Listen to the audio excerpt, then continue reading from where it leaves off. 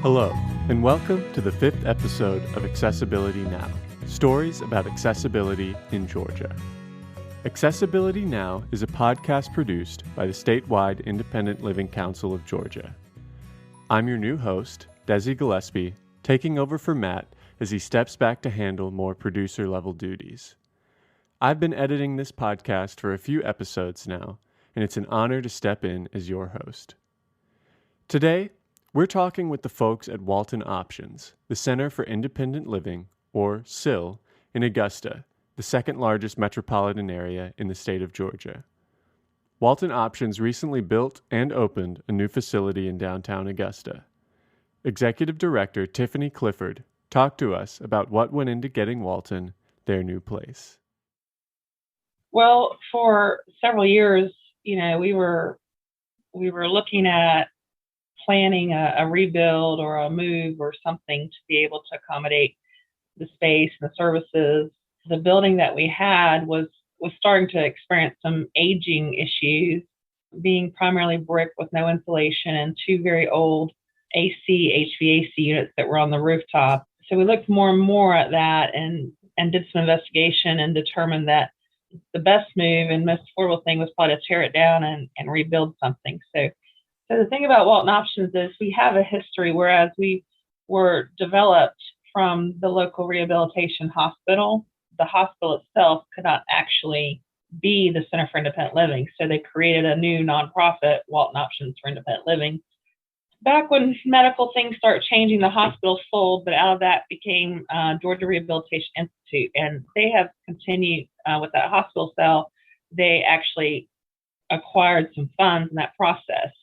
And so they have spent a lot of time towards the support of other like-minded organizations that are geared towards inclusion and access for people with disabilities in the community. So they actually helped fund a majority of the cost of this building. And in that redesign, instead of it just being Walton Options, we knew that we wanted to create more of a center or a location that was kind of a bright star or access point for people with disabilities in the CSRA. So we began to relook at calling the location itself as the Disability Rights and Resources Center. So technically it's Walton Options. We are the lien and loan holder, but in this we now have Walton Foundation for Independence is located here. We've got Prevent Blindness, which is out of Atlanta. They've opened an office to serve consumers in this area. We've had a partnership with them for many years where they come over and they do mobile clinics, but they're now able to set up an actual location within our building that's permanent so the doctors can come here to provide those services. And then we've been in conversation more recently about a stronger alignment with Forces United, which is geared towards serving the veterans in our area. And so in those discussions, we're looking at how can we help each other be more present, because we see a lot of crossover and intersection in the needs and the requests, being more in conversation and collaboration with them. And then we've also allowed for space up front, whereas other organizations such as vocational rehabilitation, if we've got crossover consumers, they can utilize that space. Some of the homeless coalitions, because that's a major issue that we're experiencing right now with a lot of our consumers, is housing and homelessness. So there's some drop-in spaces up front for other organizations to use if needed.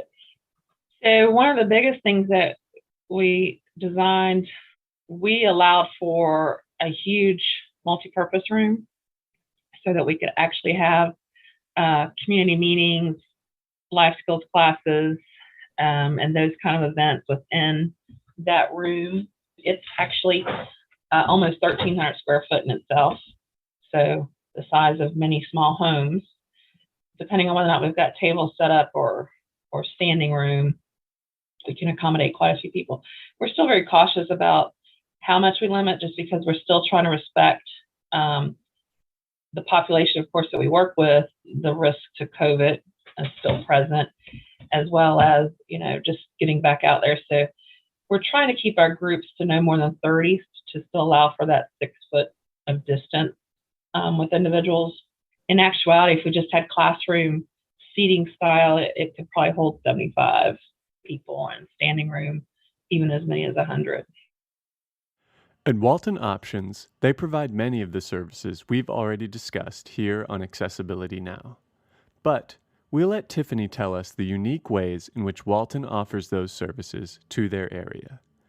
Later on in this following interview clip, Tiffany mentions the federal funding and financial aspects of transition work.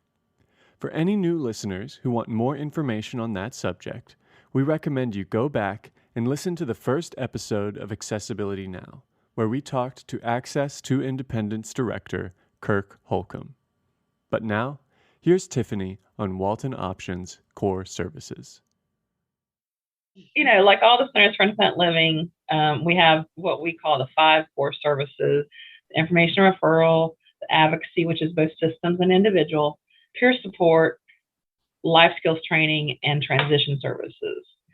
And I like to think of us as, centers as being an advocacy organization built on peer model. And through that advocacy, then we often are delivering life skills classes to help individuals be more independent. And then transition, especially when you're talking about youth transition education, self-advocacy occurring in the classrooms, as well as helping individuals move back out into the community to live in non-institutional settings. We have a very strong transition program. And while it's a core service, one of the things that makes it so successful is that the state has actually put dollars behind that. The federal government has actually put specific dollars behind that, so that we're actually able to employ a team of transition coordinators, options counselors, and then our lead person to be able to get out to these nursing homes, and then have the funds, which lots of times it's not that the services aren't there, it's that people can't afford them, or that there's not money to pay for the things that people need during that transition. So through the 2 programs, Money Follows the Person and the Nursing Home Transition Program through Georgia, those funds are actually able to support the costs that people experience moving back home, whether that be the initial setting back up the household furnishings, the first month rent, getting utilities back on, having that personal care attendant be part of that transition piece, and then the follow along. So with that program, we are strongly able to transition about 30 people a year. Then along with that is diversion. Of course, most of the time you prefer that people never end up in the institutional setting or the nursing home. So you want to provide the supports to help keep that from happening. That's often not how we operate as a society. We're usually not proactive, we're more reactive. We have a strong home modifications program that's funded primarily through the Area Agency on Aging, that we have a relationship with here in Augusta.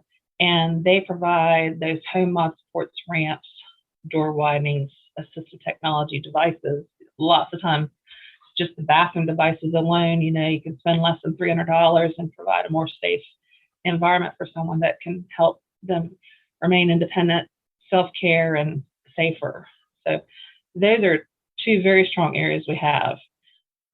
Walton Options is also trying to expand their services for students with disabilities and people who are homeless.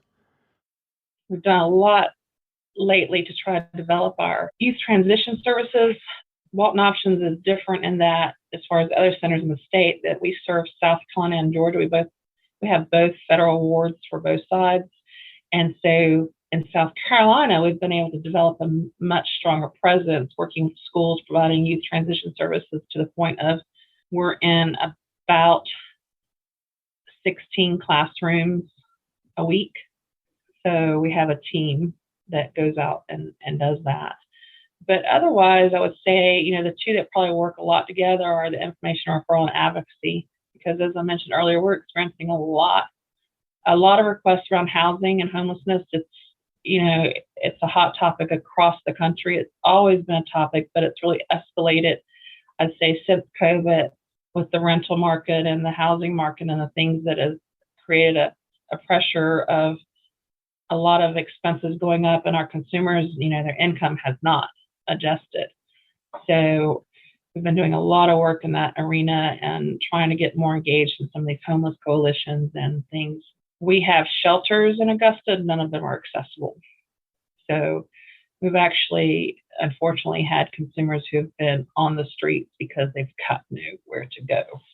And the other thing about homeless shelters, and a lot of people may not realize this, and it's not just our population or people with disabilities, but it's, sometimes moms, who are low income have lost housing and others, but you have to vacate those shelters during the day.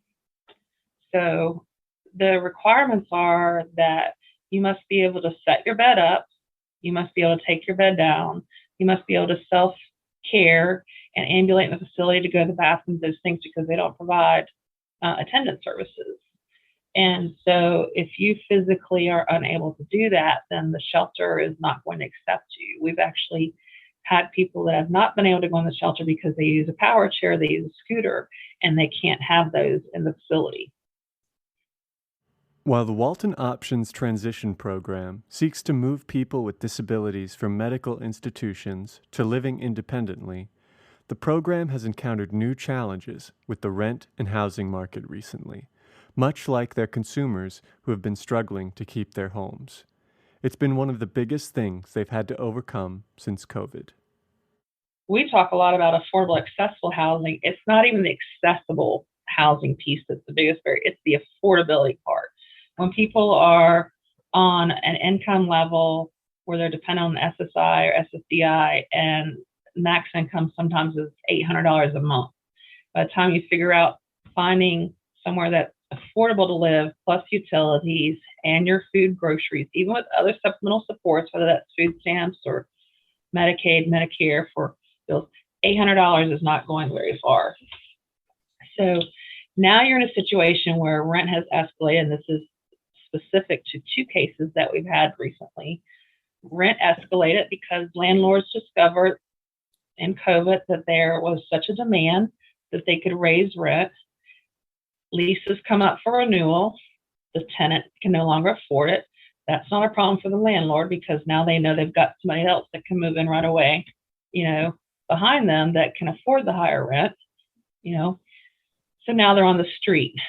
So they're working with us because they have a disability. The shelter's not accessible. If they compromise and they don't stay in their chair and they use a roller or something like that, and they're still coming to us during the day, then we're working with housing and trying to find that.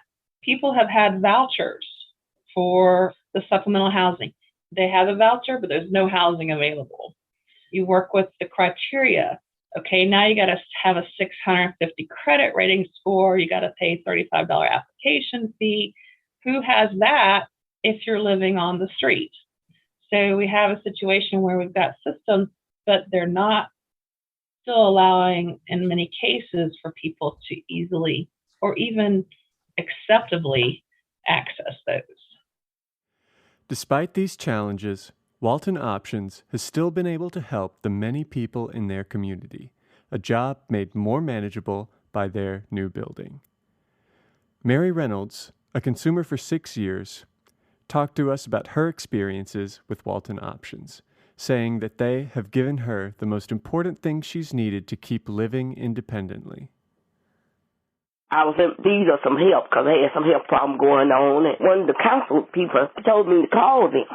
And I called them, and they set the appointment up for me. And I went in and talked to them, told them my problem and everything. They helped me out. Been giving me different things, like gloves. And they also gave me a walker. They gave up my health was declining at time.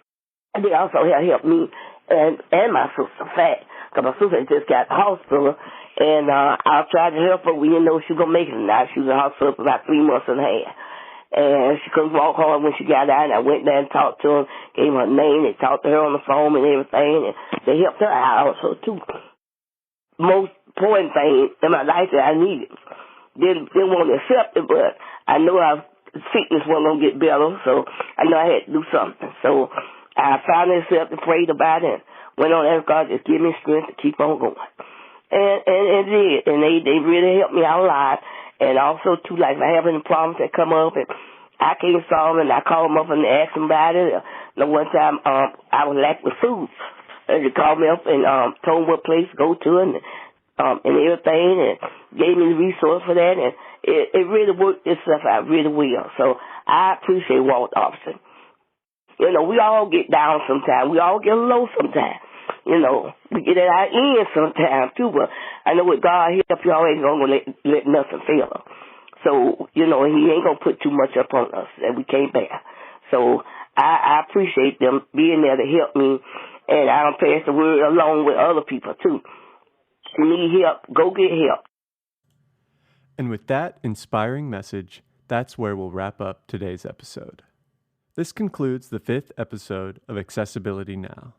For more information on Walton Options and their new facilities, you can visit Walton, that's WALTON, options.org. Thank you to Tiffany and Mary for speaking with us for today's episode. And thank you for listening to Accessibility Now, stories about accessibility in Georgia. Accessibility Now is a podcast produced by the statewide Independent Living Council of Georgia. If you want to find out more about that organization, you can visit us at silcga.org. That's silcga.org. This has been your host, Desi Gillespie, and I just want to close by reminding you that a Georgia that includes everyone is better for all of us.